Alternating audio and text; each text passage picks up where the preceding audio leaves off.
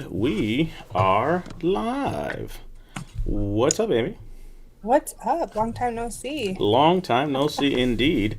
If you're watching this, we are going to have a quick conversation on a few things that I think are interesting, specifically to the current event piece. The title you've seen: the GAO uncovers doctors fired by the VA still treating veterans. As a veteran myself, Army disabled veteran, hi, my name is DP. I will say that I know firsthand, I have experienced community care and the lack thereof. I'll let you introduce yourself, Amy. Yes, my name is Amy. I'm going to bring out the microphone for those that are watching. U.S. Air Force, medically separated for 11 years, and I am actively in community care with good and bad, but especially bad these days. Yeah.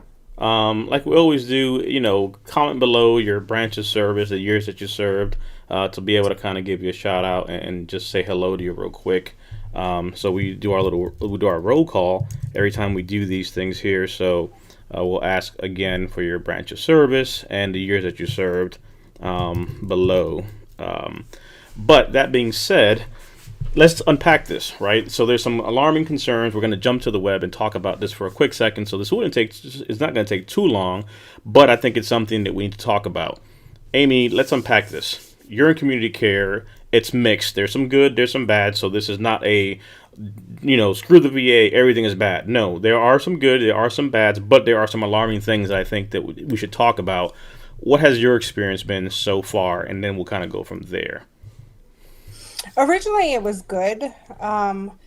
They weren't able to support the need at my local VA, so they contracted me out to um, community care.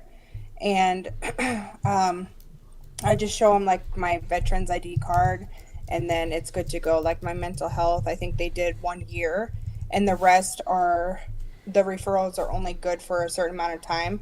The VA kicks back a lot of different referral request from my provider, like x-rays. They kicked it back and said no. So the even though you're under the care of a provider, the provider still has to get authorization from the VA to pay. So that's kind of been a pain because they haven't really approved some of the testing. um, my biggest complaint is that when I went to the urgent care, they sent me to the ER because of my symptoms. When I went to the emergency room, they took my veteran ID card and they said I was good to go. And then I have like a $8,000 bill. And they're saying that because it wasn't service connected, they're not going to cover it. Had I known that, I wouldn't have went to the emergency room because I didn't really think I needed to go in the first place. But because they sent me there, I was under the impression that it would be covered, and the VA is saying no, so I have to eat those costs. I've tried to send a letter to the VA explaining the situation, and they just said that they didn't find anything that was linked to my service-connected disabilities, so they're not going to cover it. So that's not good. And then my biggest complaint right now is that the VA still can't support it, but they're taking forever to approve the referrals. So when I'm trying to get my injections for my migraines, the provider won't see me because the referral is not approved yet. And so I'm on a routine of like getting injections every 10 weeks. And now I'm about a month and a half overdue for my injections because the VA still hasn't put in that authorization, nor for Hmm. my general practice um, clinician or provider to see me. So it's causing an issue with my meds to get my Hmm. meds refilled. In fact, they actually denied Mm. my meds to get refilled, saying that my referral from that provider expired, so they wouldn't even take the prescription. Even though she put in the prescription for me, Hmm. they told me they couldn't fill it because the referral expired. But I'm like, well, if I would have paid out of my own pocket You're and right. went to that provider and brought my prescription to the VA, you would have filled it. So what is the difference?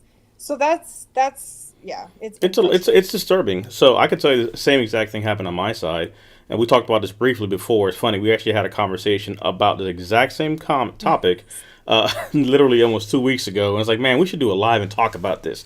And here comes the Yes. report, and it's just like, and here we are. Yes. I've been in community care since almost since they rolled it out, I want to say. So for the better part of a year and change now, I've been in community care. It takes me about an hour and change to get to the VA from where I'm at. The way my knees and back and all that stuff is set up, it's a B of a drive. So to Hmm. even get there, just not a good thing, not fun at all. So they put me in for community care. At face value, everything sounded great Yes. until, in my case, so for example, I got a referral for sleep medicine. They were able to put me in contact with the sleep provider that I was seeing originally before I went to community care. So basically, the same provider. That was great. Mental health, a whole different ball game. They had me seeing Sky therapists. They had me doing some kind of virtual stuff, and it all sounded great until it came time to get meds. When it came for medication, when it came for even the sleep medicine to get stuff from them for sleep apnea and all that, it was a complete train wreck. Literally, it became and my wife's also a veteran going through the same exact issues. And what's really upsetting, and again, this is going to segue into some of the stuff we're going to jump into here in a second. It's why do I have to connect all the pieces to get the care that I'm supposed to get? And that to me makes no sense. Literally, it's almost fighting tooth and nail. You have migraines, for example. My wife has migraines, and I can tell you that one of the biggest things for her is like, that medication specifically for her, Botox, those Yep. type of stuff. And it's almost like she has to sit there, I have to sit there and coordinate with the VA and then call the provider. The providers that they have don't understand how to upload stuff to the VA. The VA in turn doesn't get the daggone things that are sent over. I literally, and I'm telling you, it's the God's honest truth.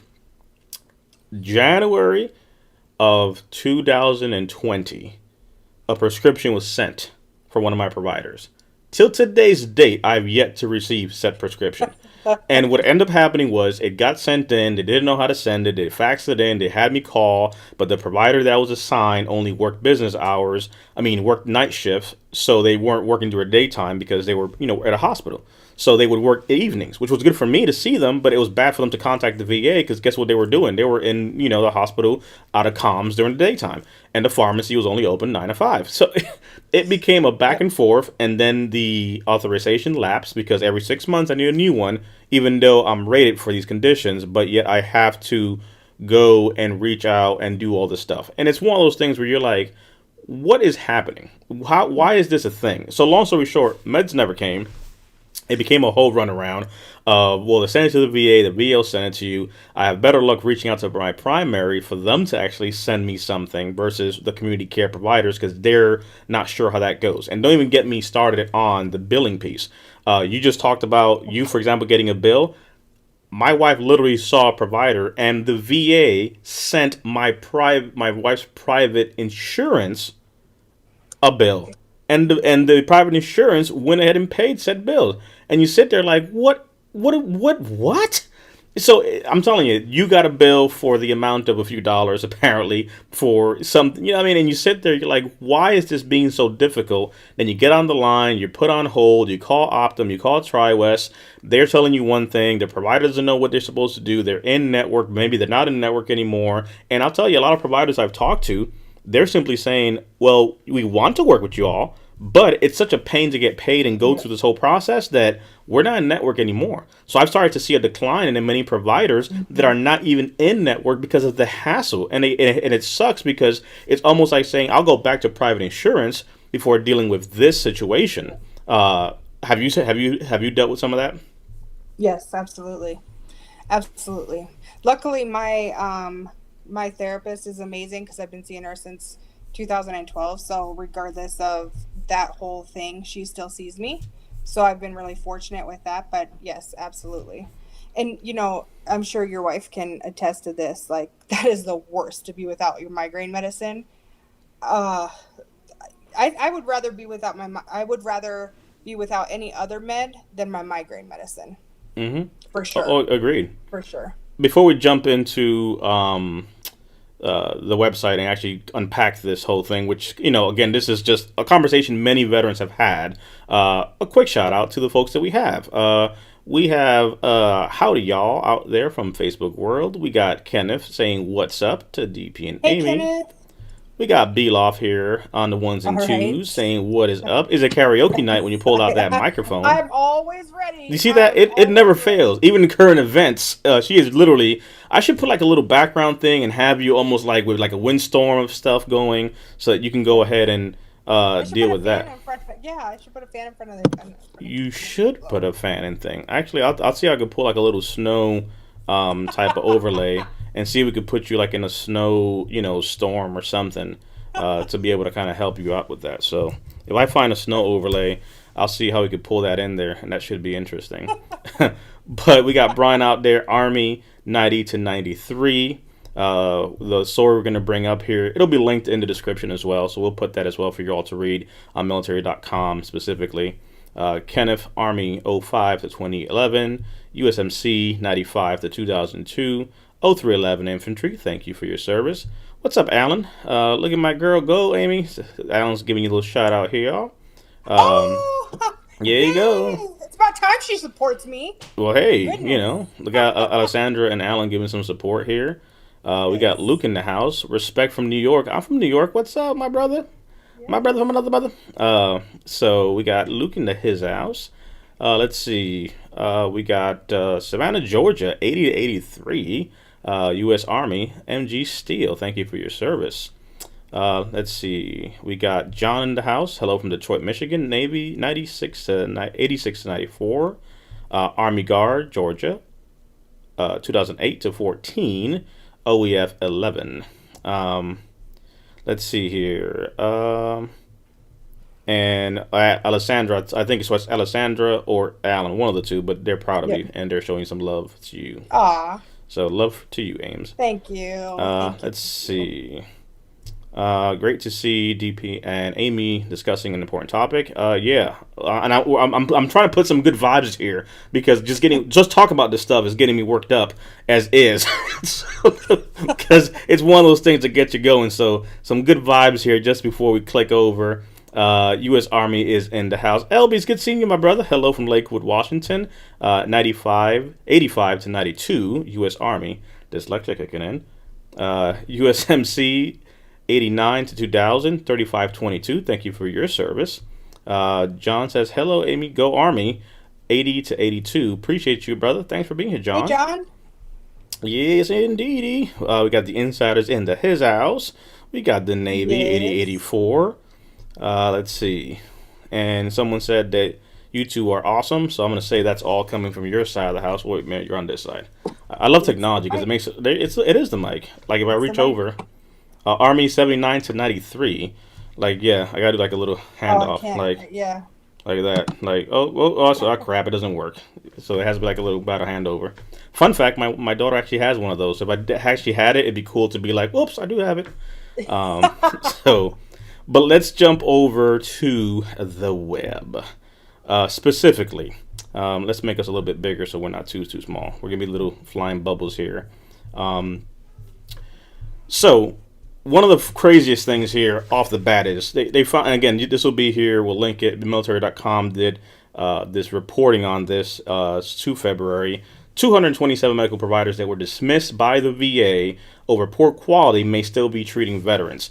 The key takeaway here is they began to implement after a certain period of time not having providers. The problem was they didn't go back before community care kicked in. So you have providers that essentially are providing care through a variety of different ways and places. And again, the report here talks about the GAO findings, and I'll pull that up here in a second. Obviously you have the generic answers where there's no continued risk to former VA providers associated with quality concerns. The GAO identified some issues, and they're basically working on it.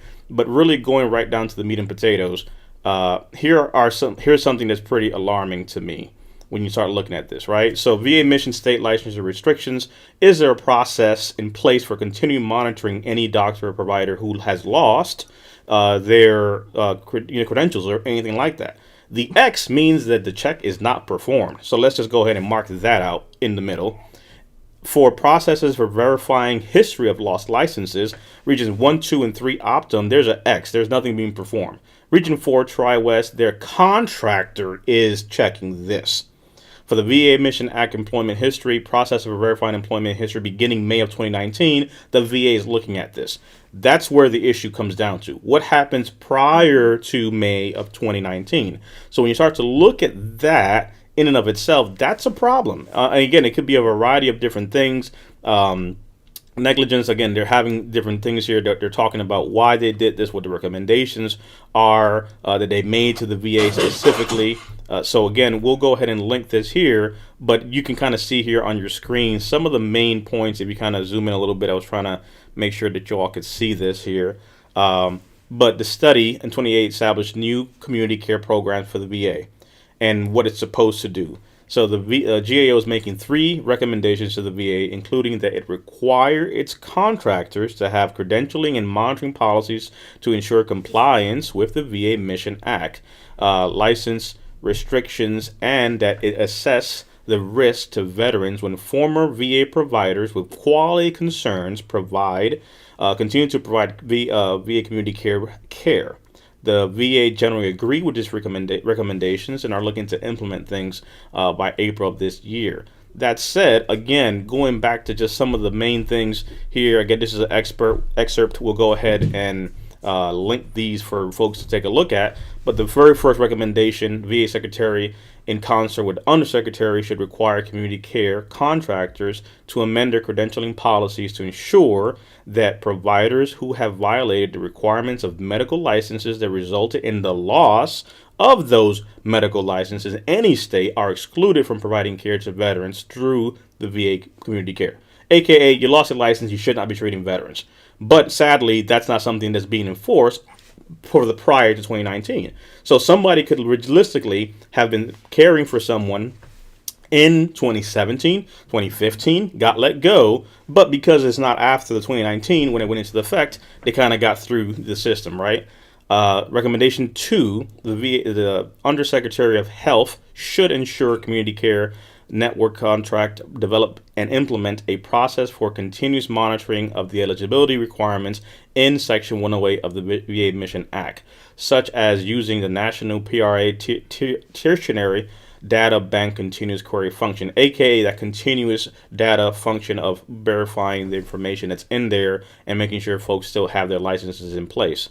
And the third one, in concert with the Undersecretary, should identify, analyze, and respond to the risk to veterans when providers who have been removed from the VA employment for failure to provide safe care are not prohibited from providing care to veterans in community care. For example, the Undersecretary of Health could direct VHA to review the list of terminated VA providers generated by our data analysis and determine whether these providers were removed from the VA employment due to conduct that violated VA policy related to the delivery of safe and appropriate health care, and determine whether these providers should be allowed to provide care to veterans through community care network or veteran care agreements. Again, we'll link these in there, but really the highlights to me, it's just the fact that it's one of those, hey, this is broken, you're not supposed to be doing this. Oh yes, we're actively looking to fix it, we're not going to do that anymore. Again, just, I'll leave this up here for folks to kind of take a look at. But the continued risk to VA, former VA providers associated with quality of care concerns are participating in the community care report states. The things we just read about. So basically they're saying this is just a no-go, unsat. What are we doing? Various recommendations. Spokesperson says we're committed to ensuring that we do the right thing. Check, got it. But still, some of this is still happening. That to me is very disturbing, and again goes back to the point where how is this happening? We're still literally having veterans being cared potentially by folks that should not be providing care to veterans. That's unsat. That's a no-go on top of just everything else that we talked about. Over to you, Amy. Absolutely. Well, I think even what's also disturbing is the way that I interpreted it is that they're saying that they're not going to go back to investigate those prior to May 2019 because it was before the Mission Act was implemented. But since then, there's been 136 that have been barred. So when you look at that big picture, you're talking about 300 and something plus Right there. providers Hmm. that have been let go from the VA for inadequate care to the veterans that are still or were providing care to the veterans in the community care um, area. So, yeah, I think what bothers me the most is that they're not going to go back to those 226. Yep. Um, okay, you got the 136 cents, but just to say that it's because it happened before, no, it should still hold true. And the That's what highlighted part bothers me. there to me is the upsetting part. To that same number, right? Right. It's barred 136 clinicians from participating in the program, but VA Mhm. officials told the GAO they had no plans to review the additional providers Yes, identified by the watchdog agency, adding yes. that they are eligible to participate because they were fired by the VA before the Mission Act went into effect. Whiskey Tango Foxtrot, please. What? You know what I mean? Like, Exactly. Yes. and again, I think these are the Yeah. conversations that have to happen. Again, do your due diligence, obviously, look into things. But the fact of the matter is, these are the things you have to know that's out there, right? We're discussing just issues we're having with the program. And granted, it's not perfect. There's going to be issues. But if we don't talk about this and take back the Yep. fact that we have rights, this is not literally like it was in service. This is not the TMC. This is not just where you go to sick Yep. call and they give you Motrin, change your socks, and drink some water. No, these are services that you Change have your earned. socks. These are providers that should be servicing veterans the way they should and deserve to be. Right. You have rights, and I think that's what's missing many a times when it comes to how we speak up about things. I think one of the biggest takeaways from all this is you have rights as a veteran. Hmm. You have the ability to speak up. You have the ability to ask for what's due to you and not just settle because this is what's at the sick call clinic or at the med bay, what have you. No, this is a service that's being provided, that's being paid for. And your Yes. benefits and your entitlements for your rated disabilities, for the conditions that you're being seen, are not just happening pro bono. People are getting paid for these services, and as such, they should comply like any other health provider, network, agency, etc. For us, the same way. Right. Sadly, sometimes we just get so tired of the system not Yep. working in our favor that we say, you know what, Amy, screw it. It's Yep. not even worth doing that. It's not worth speaking up, and that's unsat. Period. There's no other way I think, around it. yeah, and people do feel like that, and people do get frustrated with the community care, and just the not wanting to deal with it. Can you imagine being one of those veterans that had one of those 136 or 226, whichever, or 227, whichever one, and then you go to community care and find Hello. that that same provider. Someone said my PCP needs to be on that list. But can you imagine that you go out into community care just to encounter that same provider again? And then yeah, then you absolutely feel like, you know, why continue to go if nothing's going to happen? Why continue to go if you're not going to get the care that you need to?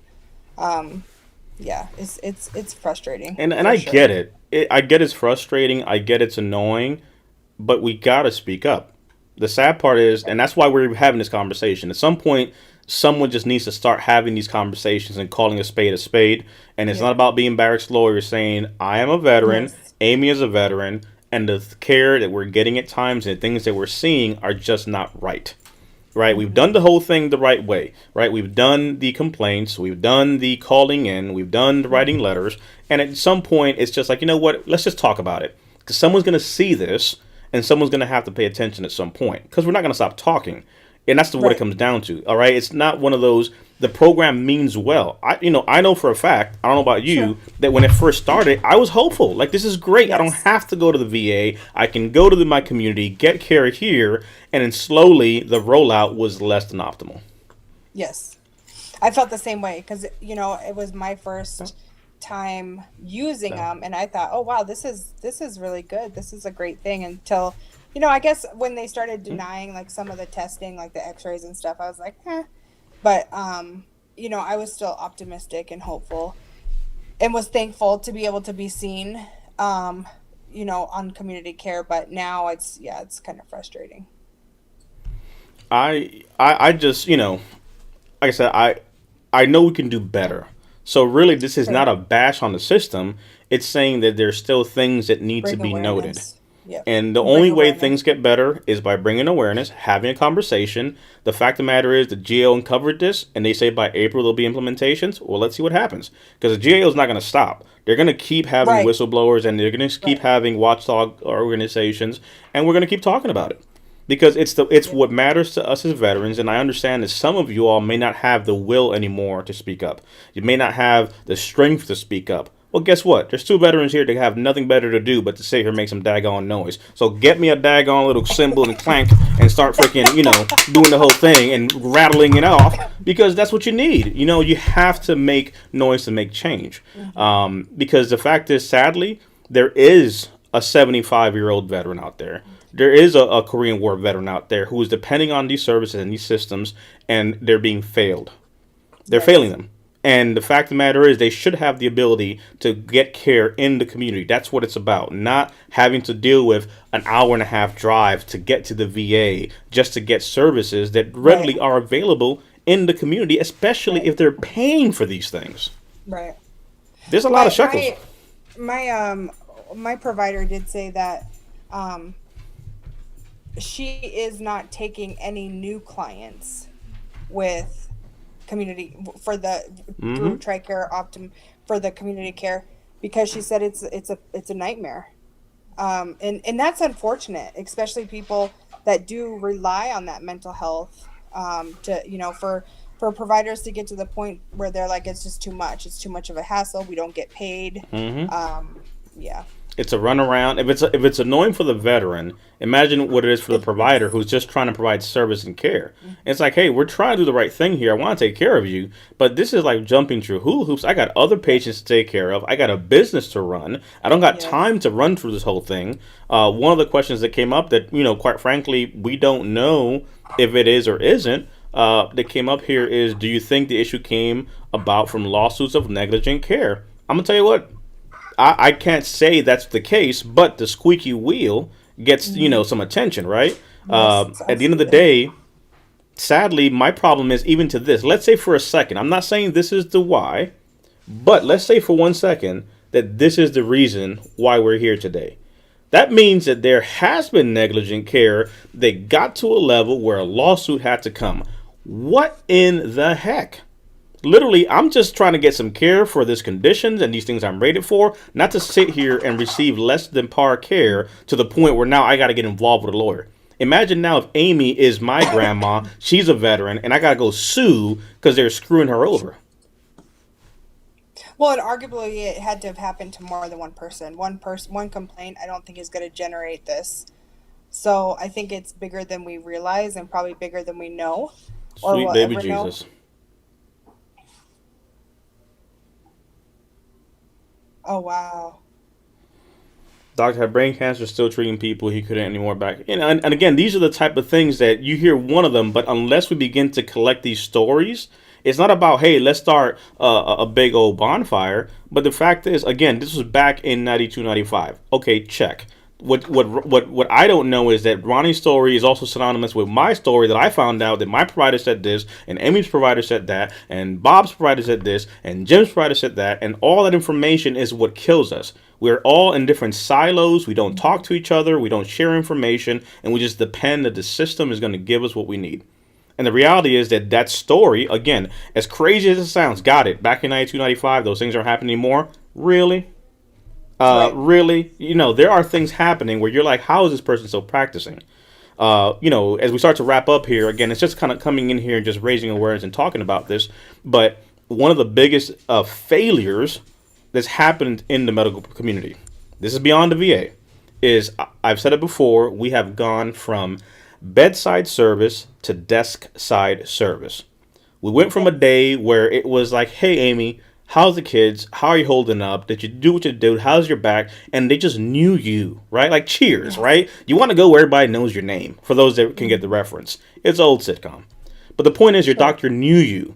Now, it's literally you walk in there and it's just, Alrighty, welcome in. Let's go ahead and start this. Well, granted, they don't do this. They start, Yeah, they typing and just taking type. notes.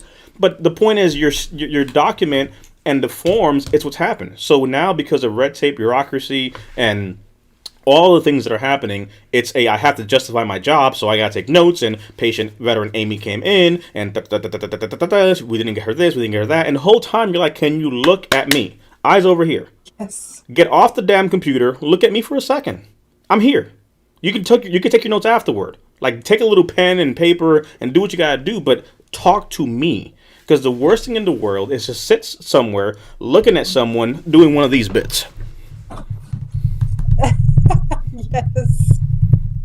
That Oh, is so what's true. that? What's your pain level? If you look at me, I am sitting here in a pool of sweat and pain. What do you mean my pain level? Did you not see me walk into this daggone room? Right. Like I get it, but it's literally we've gone from bedside service to desk side service, just trying to do all the things to justify our positions. And I understand, but we've gone from one extreme to the next. I understand we need documentation. We have to track things. I get it. There's lawsuits, and now you have to justify what you've done. Did you really see it? I got it. But let's go back to caring for people. You took an oath when you went into the medical space. Yeah. And that is to provide that care, that oath, that care. That's what we're coming to you for. And it's hard for a veteran to ask for help.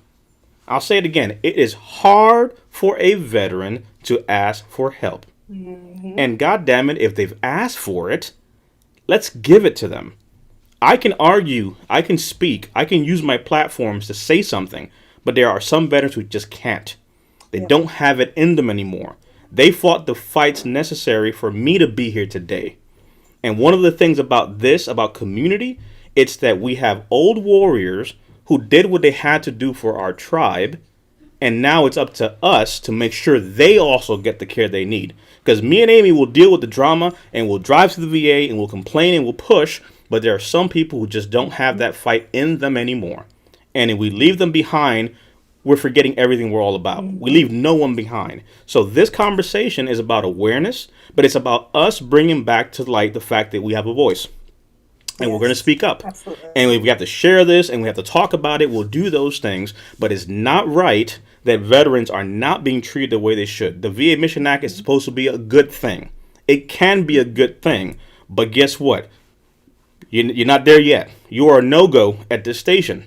There's no reason why someone should be getting a bill for something that should be covered because they're rated. There's no reason someone as a veteran should have to sit there and call the VA 20 times to ask if the prescription got Yes. through because they couldn't figure out how to do that thing. There's no reason for someone who's rating for migraines to have to recert every 6 months for care. Guess what? Yes. Amy's had migraines for the past umpteen years and she's Yes. rated for the rest of her life. Those migraines are not Yes. getting any better. So guess what?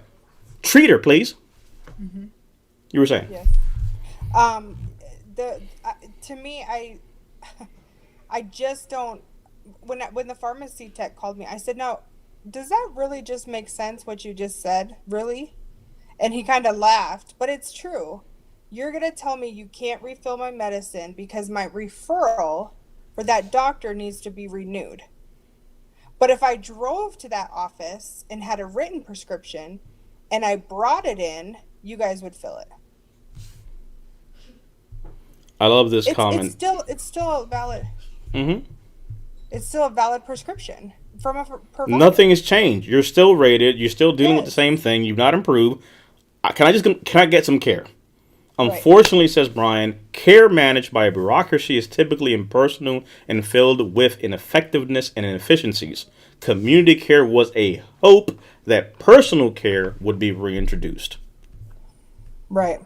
And I don't think that the hope is lost, but we're kind of short from what we're supposed to do. Is my Yes. point, Yes. and I think Yes. we can do better. But if everything is honky dory and we pass all these things, I'll be the first to tell you. You got two examples here of it not working the way it's supposed to work, Right. and there's many more like this. Oh, So absolutely. Absolutely. I mean, you're in Virginia, I'm in Colorado. And it was just weird how we brought it up one day when we were talking about it. And I was like, I'm having the same problem as you, or well, as your wife. mhm. I'm having the same problem as Joe. Yeah, so yeah, it's definitely I mean, it makes you think, wow, this is really something, especially when you see something like this, you realize like it's bigger than we probably even Oh yeah. understand. As we wrap up in the comment section, comment if you are currently in community care, right? So, are you in community care? That's the first question. And then the second question is, or if you are, yes or no. If you're not in community care, is that something that was offered to you or that you're interested in? We're interested in continuing this conversation and kind of talking about these things because we want to be able to start pulling data information to be able to Hmm. speak with some authority. Because the fact is, we have an audience, we have the ability to mobilize and talk, and that's what this is about. It's not about just bringing noise, but it's about trying to at least affect some change. Because if we unite ourselves and we get all of our voices together, we have the ability to hopefully make some change. And I think that's the biggest thing that I would say is needed. Yes. What are some of your closing thoughts in closing, Amy? I would say that, still, even though it's a fight, I would still keep fighting the fight. Don't give up. Keep fighting for yourself. That's the most important thing. You deserve it. You earned it. Don't stop. Just keep fighting the fight, I guess I would say. I mean, it's frustrating. I talked to a client today that was just so over it, just completely. And I don't blame him. Like it's like there he said this is strike 3 for me. I'm not going to get seen. I'm not going. I'm not doing it again. And I think like you said, there are some people that will keep going and there are some people that are like I don't have it in me anymore. I just don't. So, I would offer you, just try to stay encouraged and stick with it. Yeah, I'd echo that. I'd say that, actually, what Brian said here. Had a doctor through community care. He wasn't helping, so they didn't continue going, but a good concept. And that's the sad part, right? Again, you're Hmm. going, you're Yeah. trying, and then it's like, never mind, just another okey doke situation.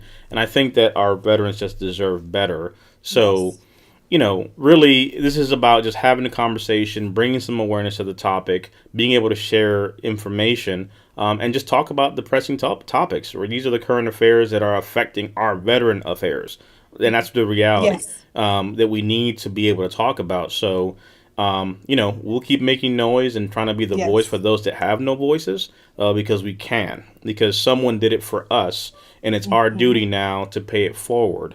So when it comes to all these conversations, that's what it's about. Someone pushed the Yes. needle forward so that we could be here today.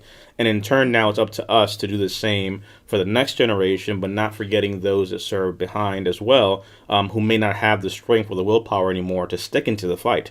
So hopefully these changes do come about, but I think these are the conversations that are needed. So we'll be back with more Yes. conversations like this, and really kind of go deep into some of these details. Yes. We'll link the military.com article and the GAO where you're seeing this. But again, feel free to share this with someone that may need the information. If you have questions, comments, or concerns, put it in the comment section. We want to continue the conversation with you.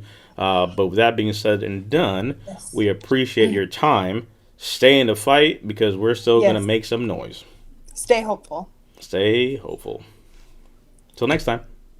See ya, guys.